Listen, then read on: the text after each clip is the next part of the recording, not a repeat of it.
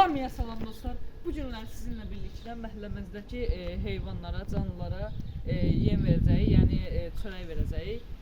Gəlin keçək. Bu arada dostlar, bu mənim kanalımdakı, biraz arkaya get. Bu mənim kanalımdakı ilk böyük videomdur. Ona görə sizdən xahiş edirəm ki, videoyu bəyənin və kanala abunə olun. Bu kanalı böyüdək. Çox uzatmayayım, gəlin keçək. Aşağıda bir dənə bala pişiyi görmüşdüm, ona belə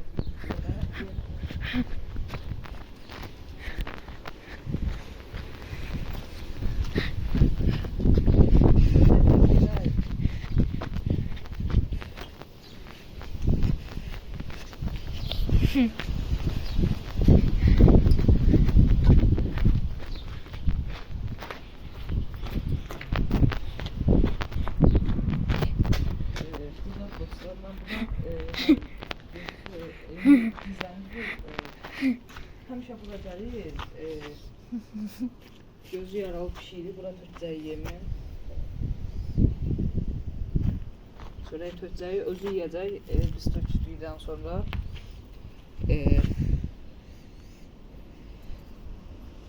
Biz tökdükdən sonra özü yiyəcək.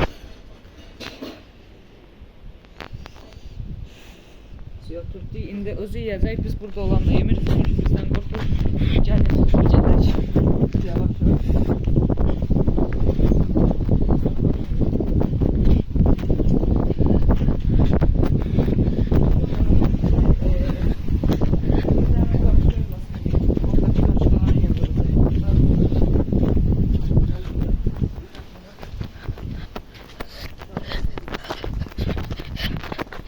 Biraz tez olmak istedik. Çok tez istedik.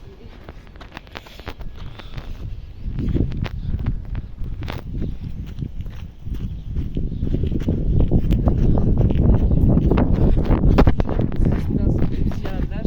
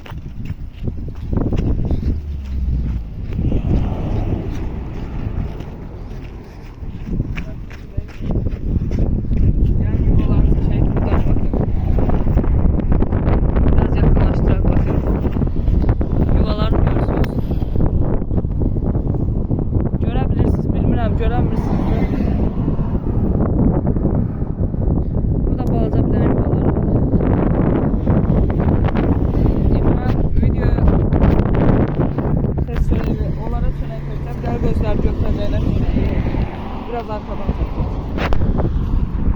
Yavaş yavaş çevireceğim, özler götüreceğiler.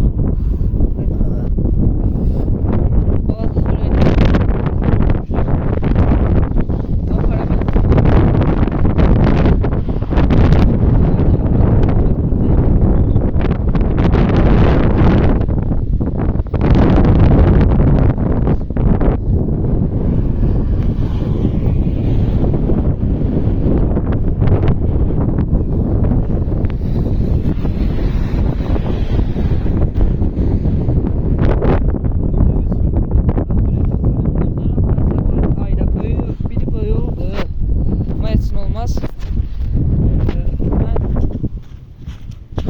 dostlar, hem bir bala pişiyə, həm də qarışqalara yem verir. Qarışqalardan fazlalar. Bala pişiyi də indi yiyir o yemini. Yəni bu da mənim ilk videom idi. Yəni ilk böyük videom idi. Ona görə sizdən xahişim odur ki, videoyu bəyənin və kanala abunə olun. Bu kanalı böyüdək. İlk videomdan yəni sevmək istəyirəm. Bəyənin videoyu və kanala abunə olun. Sağ olun, sağlıcaqla qalın.